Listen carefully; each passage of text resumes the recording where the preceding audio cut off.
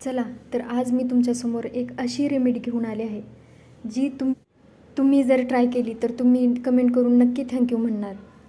100% sure सांगते की ही remedy तुम्हाला आजपर्यंत कोणीही सांगितली नसणार. तर चला व्हिडिओला सुरुवात करूया. पेरू तर आपल्या सगळ्यांना माहीत आहे. आपण जर पेरूचा रोजच्या आहारात जर समावेश केला तर त्याने आपल्याला खूप फायदा होतो. आपले रक्त परिसंचरण चांगले होते, शुगर कंट्रोलमध्ये येते. पेरूंच्या कापावर आपण मीठ मिरची टाकून खाण्याची मजा तर वेगळीच आहे. पण पेरू हा चवीच्या दृष्टीनेच नाही तर आरोग्यासाठीही खूप चांगला आहे. मध्ये vitamin C, vitamin A, vitamin K, calories, potassium, carbohydrates यासारखे पोषक घटक पेरूमध्ये असतात. पेरूमधील अँटीऑक्सिडंट त्वचेला स्वच्छ ठेवून त्वचा कोमल आणि तजेलदार होण्यास मदत होते. मला जर चेहरा तजेलदार व डागमुक्त व्हावा आणि चेहऱ्यावरचे स्वास्थ्य टिकून राहावे यासाठी हा पेरूचा फेस पॅक मी तुमच्यासमोर घेऊन आले आहे. या फेस पॅकमुळे चेहरा अधिक मुलायम, टवटवीत आणि तजेलदार होण्यास मदत होते. तर आपल्याला यासाठी अर्धा पेरू घ्यायचा आहे, पिकलेला पेरू, आणि तुम्ही क्वांटिटी तुमच्यानुसार कमी जास्त करू शकता.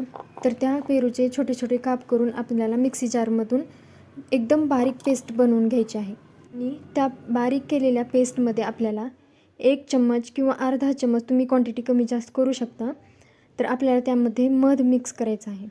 आणि हा फेस पॅक आपल्याला आपल्या चेहऱ्याला लावायचा आहे आणि 15 ते 20 मिनिट तसंच राहू द्यायचं आहे.